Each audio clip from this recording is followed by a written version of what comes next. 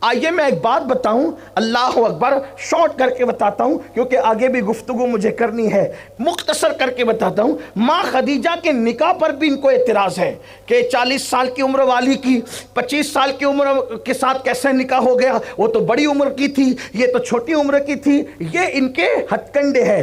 بڑی عمر کی خاتون سے کیوں نکاح کیا؟ خود نہیں کیا، وہیں سے پیغام آیا تھا، انہوں نے ہی پیغام دیا تھا۔ اور اس کے پیچھے کیا عوامل تھے، اس کے پیچھے کیا معاملہ تھا، اس کو مختصر عرض کرتا ہوں، میں بہت تفصیلی کبھی بول چکا ہوں لیکن یہاں اس کو اختصار سے عرض کرتا ہوں۔ حضرت خدیجۃ الکبریٰ کے تجارتی معاملات تھے جو مکے کے لوگ کھا جاتے تھے، اس لیے کہ مکے میں کسی کا مال کھا کر کے ڈکار بھی نہ لینا یہ ہنر سمجھا جاتا تھا، یہ سب حالات تھے۔ انہوں نے کوشش کی تو اللہ کے رسول علیہ الصلوۃ والتسلیم اپنے چچا حضرت ابو طالب کے کہنے پر ان کے ساتھ جانے کے لیے تیار ہو گئے مال لے کر۔ جب مال لے کر کے آپ جانے لگے، توجہ کرنا، مال لے کر جانے لگے، حالانکہ میرا دل بے چین ہوتا ہے کہ میں وہ بیک گراؤنڈ بیان کروں کہ جو ہمارے سیرت نگاروں نے بہت عشق پرور بات لکھی ہے۔ کہتے ہیں کہ جب ان کے چچا نے ان کو بھیجا کہ جاؤ جا کر خدیجہ سے بات کرو کہ تم ان کا مال لے کر کے جاؤ گے، تو جانتے ہیں ابھی تک حضرت خدیجہ نے میرے نبی کو دیکھا نہیں تھا، میرے آقا کو دیکھا نہیں تھا۔ تھوڑی بات آپ سے عرض کر دوں تھوڑا وقت لے کر کے کہ خدیجہ فرماتی ہیں، سیرت کی کئی کتابوں کا یہ نچوڑ اتنے مجموعہ ہے، خدیجہ کہتی ہے کہ میرا گھر مکے میں وہاں تھا، نہ سورج نکلتے ہوئے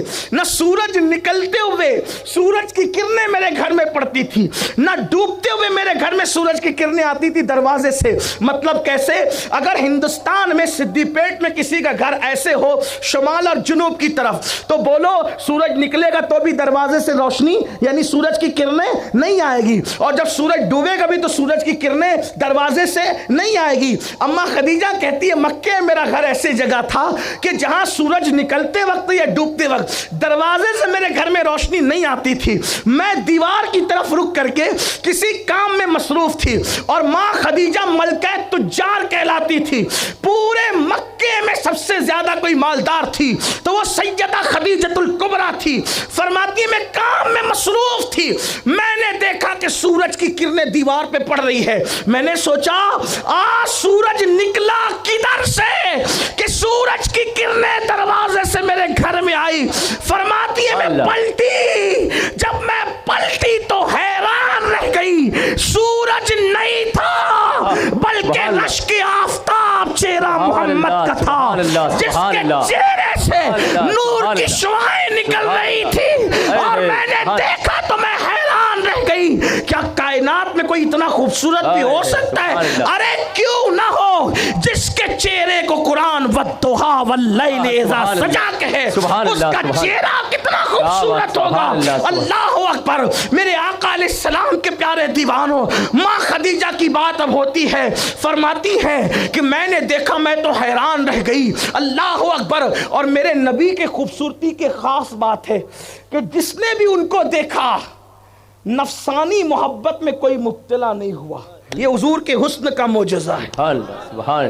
حالانکہ جس خوبصورت کو بھی دیکھا آدمی کے خیالات بھٹک گئے، لیکن یہ میرے نبی کا حسن ہے کہ کبھی کسی کے خیالات ان کو دیکھ کر نہیں بھٹکے۔ اسی لیے حضور مفتی اعظم کہتے ہیں وہ ہنسی کیا جو فتنے اٹھا کے چلے، وہ ہنسی کیا جو فتنے اٹھا کے چلے، ہاں ہنسی تم ہو فتنے مٹا کے چلے۔ سبحان اللہ سبحان اللہ سبحان اللہ سبحان اللہ۔ ہر حسن والوں سے جنگ ہوتی ہے، ہر حسن والوں سے لڑائیاں ہوتی ہیں، ہر حسن والے دل میں بغض اور عناد ڈالتے ہیں، یہ حسن والوں کی تاریخ ہے۔ حسن والے جو ہے قاتل ہوتے ہیں، حسن والے کسی کو مار ڈالتے ہیں، بے مروت ہوتے ہیں، ایسا لوگ کہتے ہیں، تاریخ میں لکھا ہے، میں نہیں کہہ رہا ہوں، ہے نا۔ حسن والوں نے کسی کو مجنوں بنایا، حسن والوں نے کسی کو پاگل بنایا، حسن والوں نے کسی کو دیوار میں چنوایا، حسن والوں نے کسی کو جیل میں ڈلوایا، یہی تو ہے۔ لیکن کوئی ایسا حسن والا بھی تو لاؤ جس نے پاگل اونٹوں کو عقل عطا فرما دی، کوئی ایسا حسن والے بھی تو لاؤ حسن والا بھی تو لاؤ جس نے صدیوں سے لڑنے والے کو عقد و مواخات کی لڑی کے اندر پرو دیا. کوئی ایسا حسن والا بھی تو لاؤ جس کے قریب ہونے کے بعد اللہ کا قرب نصیب ہو گیا. یہ بھی الگ سا شان والا عنوان ہے. لیکن عرض کر رہا ہوں, اماں خدیجہ کہتی ہیں کہ پھر میں نے کہا کہ میں اپنا مال تمہیں دوں گی, لیکن میں ان کو دیکھ کر حیران تھی کہ یہ کسی جھوٹے کا چہرہ نہیں ہے, یہ کسی سچے کا چہرہ ہے. حضور کے چہرے کا حال یہ تھا مسلمانوں, کیا عرض کروں اس چہرے کے بارے میں. اللہ کبھی دکھائے تو دیکھنا, اور اللہ وہ دن جلد لائے کہ جنت میں مصطفیٰ جان رحمت کے دیدار سے پہلے قبر میں مصطفیٰ جان رحمت کا دیدار ہو جائے.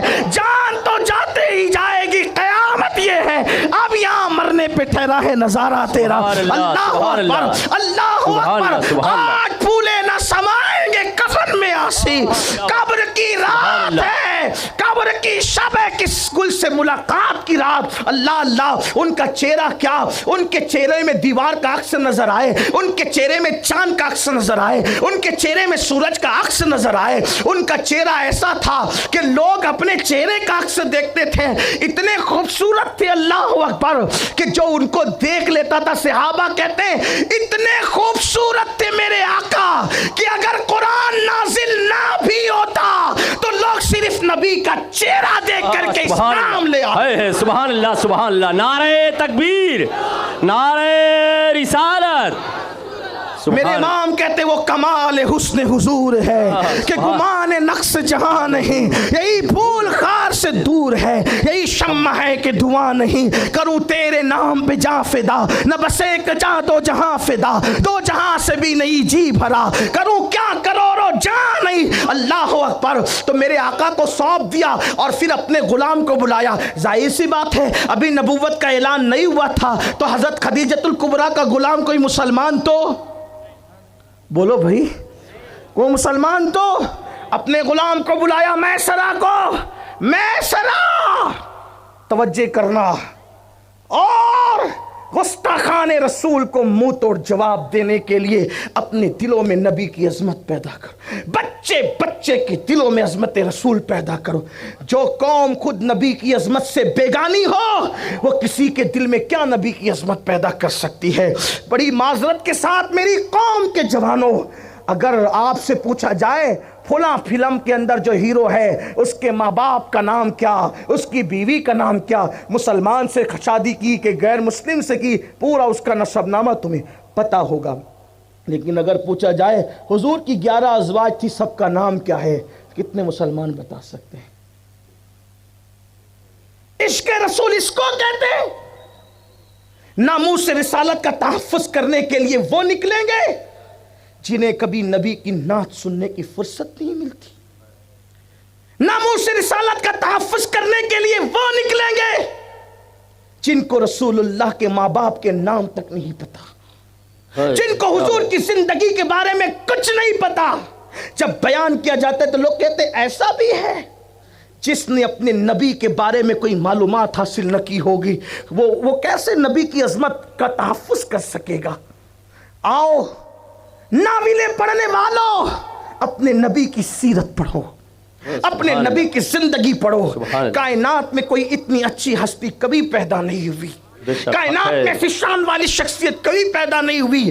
آپ جانتے ہیں ماں خدیجہ نے ایک نظر میں دیکھ کے پہچانا اور کہا میسرہ یہ جائیں گے نا, ہمارے پارٹنر بن کے جا رہے ہیں. میں جب بھی جانے والے جاتے تھے تو تجھے کیا کہتی تھی کہ مال کا خیال کرنا. میرے میسرہ تو میرا معتمد غلام ہے, تو نے مال کا خیال نہیں کرنا, تو نے محمد عربی کا خیال کرنا, اور تو نے ایک ایک بات کو نوٹ کرنا ہے. اب خدیجہ کہہ کیا رہی ہے, میں اس کو اپنے رنگ میں کہنا چاہتا ہوں. گویا خدیجہ نے کہا تو نے محمد کے عیبوں کو نوٹ کرنا ہے کہ ان میں عیب کیا ہے, ان میں کیا عیب ہے. اور المختصر یہ کہ جب قافلہ واپس پلٹتا ہے تو خدیجہ اپنی ٹیرس پر بیٹھی ہوئی ہے, اپنی سہیلی نفیسہ کے ساتھ آنے والے قافلے کو دیکھ رہی ہے.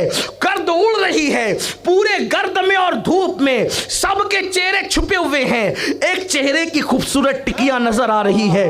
گرد و غبار میں بھی کوئی نظر آ رہا ہے, گرد و غبار میں بھی کسی کا چہرہ دکھ رہا ہے. اللہ اکبر. خدیجہ دیکھ رہی ہے وہ چہرہ کس کا ہے, تو فیصلہ کرنے میں دیر نہیں لگی, جان گئی اسی کا چہرہ ہے. میسرہ نے حضور سے کہا اے میرے صاحب آپ آئیے, میں جا کر کے مالکہ کو خوشخبری پہنچا دوں. اور میسرہ آئے سیدھا ٹیرس پر, اور مالکہ نے کہا کیا خبر لایا؟ تو اس نے کہا میسرہ نے, ملکہ بہت سا مال, بہت سی دولت, 10 گنا زیادہ منافع, بہت زیادہ یہ وہ. خدیجہ نے کہا میں نے کہا تھا بھول گیا, آج میں مال کے بارے میں کچھ سننا نہیں چاہتی, مجھے محمد کے بارے میں بتانا ہوگا, مجھے محمد کے بارے میں بتانا ہوگا. میسرہ نے کہا کیا بتاؤں؟ خدیجہ نے کہا ان کا عیب بتا, ان میں عیب کیا ہے؟ اب میں اپنے ذوق کے حساب سے سیرت کی یہ بات پڑھنا چاہتا ہوں. اللہ اکبر, میرے الفاظ کے جامع میں جب پوچھا نا خدیجہ نے محمد کے عیب کیا ہے, اب میسرہ کہتا ہے مسلمان نہیں ہوا ہے, ابھی کافر ہی ہے, لیکن حضور کو دیکھا ہے حلالی اولاد, اسی لیے حضور کو دیکھ کر بات سچی کر رہا ہے. خدیجہ کی خوشی کے لیے کوئی بات جھوٹ نہیں کہہ رہا ہے. اور وہاں خدیجہ خوش کیسے ہوتی اس بات سے؟ خدیجہ تو اپنے مقصد تک پہنچنا چاہتی ہے.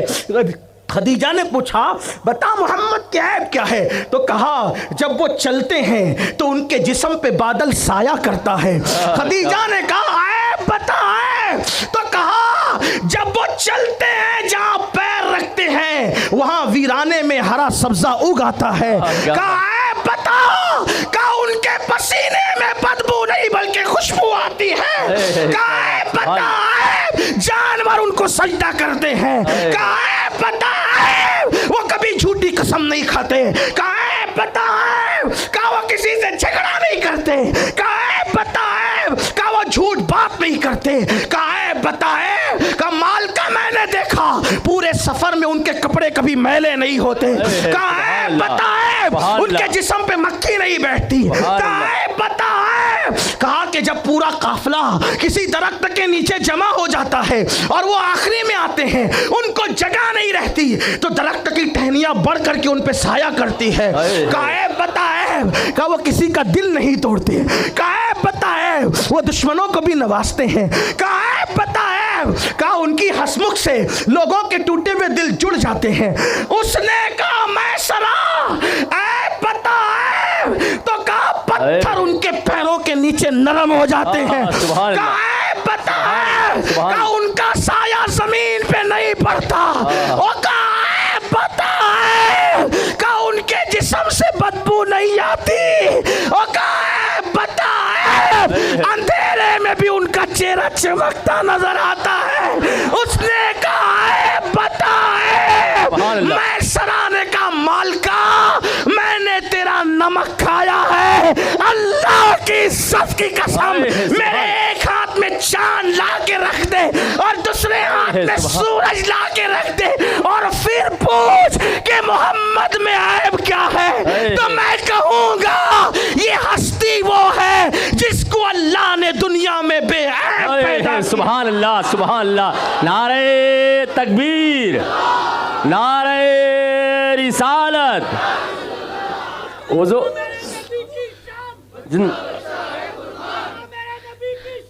بچہ ہے. سبحان اللہ, سبحان اللہ. کافر کہہ رہا ہے, بس اس کی خوبی یہی ہے اتنی کہ اس کا نسب حلالی ہے. کیا بات ہے, سبحان اللہ.